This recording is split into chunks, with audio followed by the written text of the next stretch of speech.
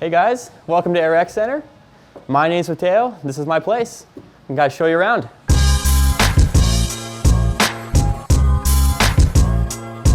So the building is about 15,000 square feet of dirt jumps. So yeah, that was took us about 2 months to build it with about 2 machines, and then there's about 3 guys that helped. So it went together pretty fast. It's like a clay-based material, so it rolls super fast and holds its shape quite well.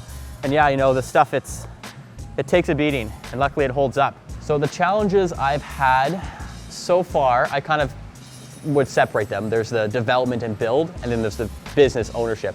So the business has been great. Like it's awesome. It's what I'm good at. It's what I know.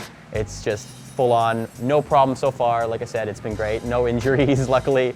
No real, issues with how things are holding up. It's been great.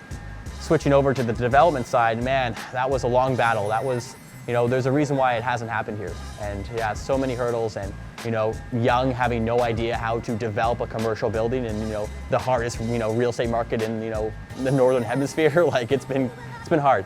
So yeah, it was a real learn as you go process. And yeah, just trying to do all the bureaucracy, trying to get the right contractors that can do the right job.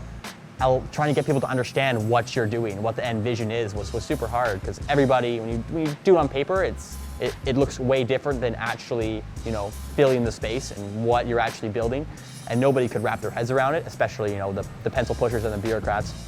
So that was the hardest part, was trying to get approval for something like this, and yeah, trying to just get people to understand what you're doing. That was the hardest. So yeah, so the wood section here is about another 12,000 square feet. And yeah, usually we're looking at about like 6 foot tall features. So about 4 to 6 is what you'll see on this side here. And yeah, that includes, this pyramid wall. We got a big 11 foot long box jump, which is awesome. We've got a 21 foot tall whippet wall. And then a couple, features. We've got a 7 foot quarter, got a snowplow feature, got a nice 5 foot street spine over there. And then what we call the shark fin, which is fun. Step ups, hips, and a couple movable features over here that the kids can kind of, prop up and get creative with. How the real estate market affects my business here and the bike park. It's, as everyone knows, it's such a crazy market. Things just happen so quick, and things, are pretty scary. And my biggest worry is that, already I'm paying a lot of property tax. Like for a building this size, it's a big number. And I'm worried, every year it keeps going up, like more than you expect, which is worrisome. Like, in a few years, my biggest fear is that I'll have to pay 6 digits, of property tax. And, at the end of the day, like, I would just have to, just walk away. Like, I couldn't be able to afford to pay that with the bikes. Luckily, like I said, I did go through the building phase. This is my building. It's built for bikes.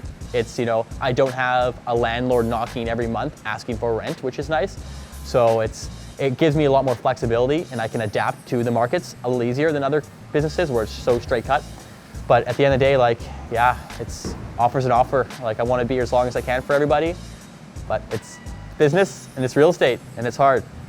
So what essentially the airbag is it's 2 bladders, a soft bladder and a firm bladder. So when a rider goes off the jump, lands on it, he compresses and almost gets caught by the first one, and then the bottom one's stiff so you don't hit the concrete below.